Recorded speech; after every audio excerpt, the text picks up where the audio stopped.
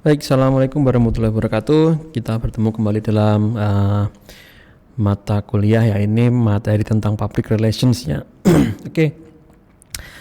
Kali ini media dan public relation mempunyai hubungan yang kuat. Nah, kemudian apa sih yang melatar belakangi hubungan ini? Bagaimana sih hubungan antara media dan public relations ini dapat berjalan secara harmonis dan bagaimana langkah-langkahnya? Yuk kita ikuti materinya. Nah, sebelumnya materi ini bisa dilihat secara detail nanti ada di classroom masing-masing, kemudian silahkan isi absennya.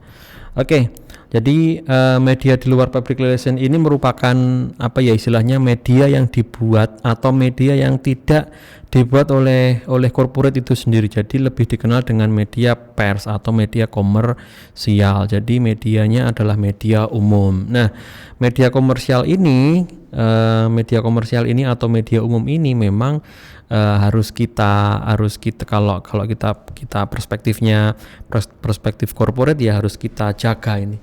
Jadi bagaimana kita selalu mempunyai media ini, kita selalu berkoneksi media ini karena media ini seperti yang ada di poin 2 adalah mitra bagi teman-teman PR, mitra bagi corporate itu sendiri. Nah, dengan media ini maka kepopuleran kita, eksistensi kita akan jauh lebih dikenal dengan publisitasnya, apalagi media-media yang dalam tanda kutip media centang biru lah atau media yang mempunyai reputasi tinggi. Nah, bagi para pembaca yang menggunakan surat kabar umum, keuntungannya adalah ini memperoleh informasi tentang dan interpretasi hubungan publik maksudnya. Ya, ini menjadi penting karena hubungan publik ini atau hubungan dalam ranah umum ini menjadi konsumsi umum hari ini. Nah, yang kedua adalah sebagai alat kehidupan sehari-hari, alat komunikasi tentunya ya. Tapi komunikasi lebih dalam bentuk satu arah kalau seperti ini.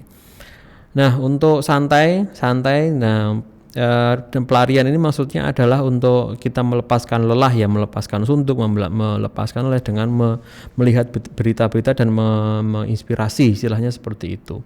Ada prestis sendiri, ada gengsi sendiri. Nah, tentunya yang terakhir adalah untuk kontak sosial. Tentunya kontak-kontak sosial inilah yang nanti akan menjadi poin utama dalam media ini membentuk suatu suatu kedekatan dengan teman-teman PR. Nah, bentuk-bentuk dari surat kabar ini tentunya ada beberapa macam. Ini dulu, artinya sebelum era internet booming hari ini, media-media dulu itu merupakan media konvensional yang kita katakan media konvensional pada saat ini, tetapi pada beberapa tahun yang lalu, beberapa dekade yang lalu, media-media inilah media yang kekinian pada saat itu. Karena apa? Bentuk-bentuk surat kabar ini seperti nomor pertama adalah National Daily Newspaper atau surat kabar harian.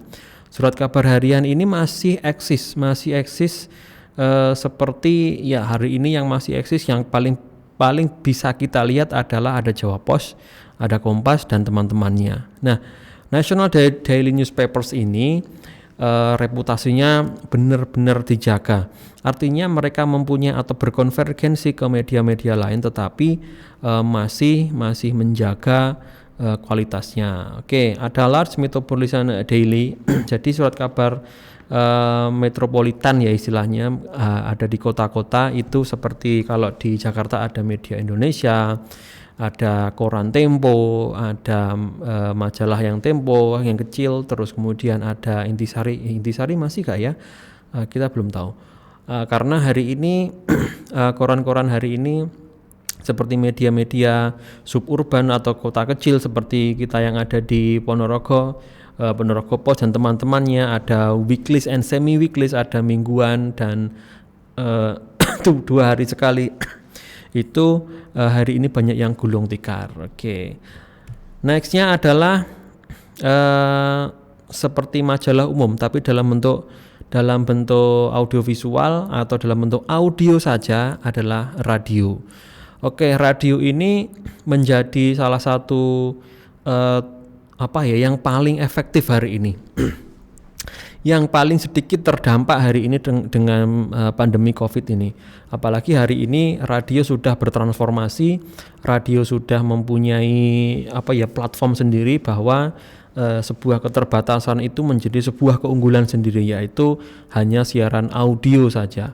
Nah, tetapi dari siaran audio ini, siarannya yang sangat terbatas ini menjadikan satu kekuatan radio sendiri, yaitu menjadi semakin luas dan semakin dikenal dengan program-program baru, dengan platform-platform baru seperti podcast contohnya. Nah, podcast ini menjadi hal yang unik karena siarannya melalui media internet, tetapi modenya adalah mode audio saja. Nah, yang kedua ada televisi. Nah, televisi ini pada zaman dulu memang menjadi rohnya sebuah media, tetapi hari ini sudah mulai bergeser juga karena ada siaran dari YouTube. Nah, YouTube itu mempunyai akun-akun spesial, terus kemudian konten-konten khusus yang itu mempunyai sebuah akun-akun yang trusted atau terverifikasi. Nah, seperti itu.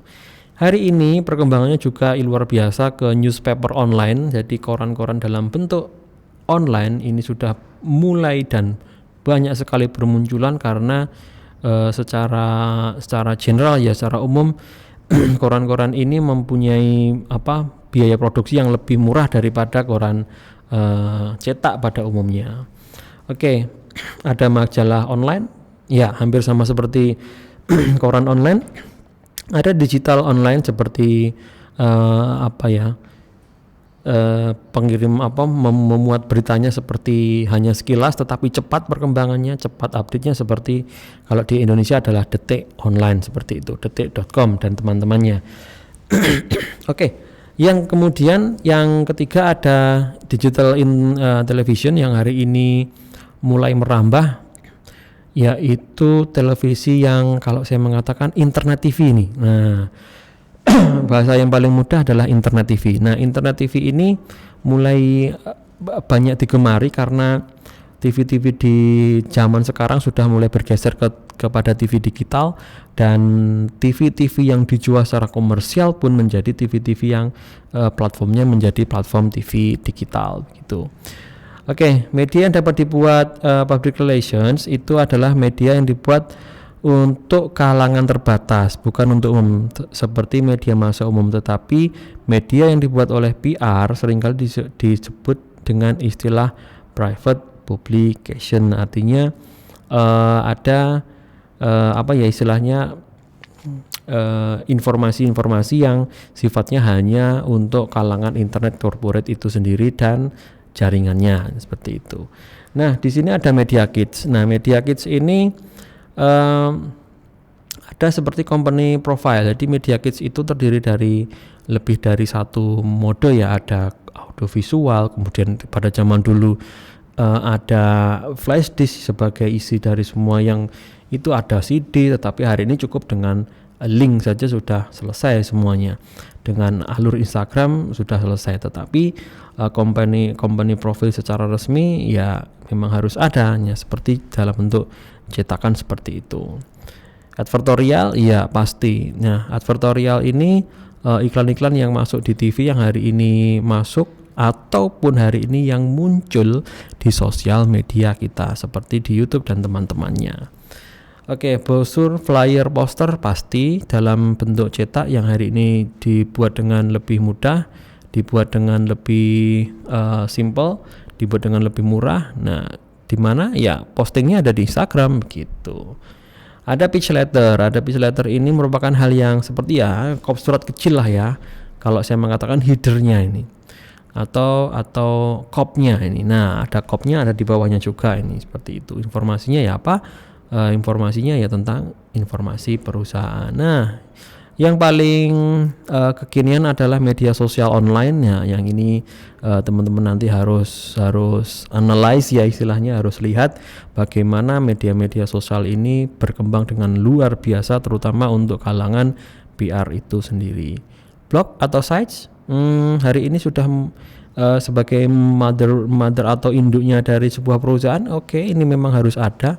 Jadi blog ini seperti punya Google sendiri, punya yang namanya Google Sites. Ya, Google Sites ini menjadi semacam free-nya. Nah, free-nya ini bisa diisi oleh semua orang yang mempunyai kepentingan menyimpan, menge-share tapi dengan konten tertentu. Oke, itu saja yang bisa saya sampaikan, kurang lebihnya mohon maaf. Nah, sebelum saya akhiri pertemuan ini, ada baiknya kita merefresh lagi, mereview lagi perkembangan dunia dalam bentuk PR ini seperti apa sih, bagaimana perkembangan sebuah media ini yang mendukung kinerja PR itu sendiri apa aja sih. Yuk kita review dengan model infografis, tentunya akan sangat banyak hari ini. Baik, saya akhiri pertemuan kali ini, kurang lebihnya mohon maaf. Wassalamualaikum warahmatullahi wabarakatuh.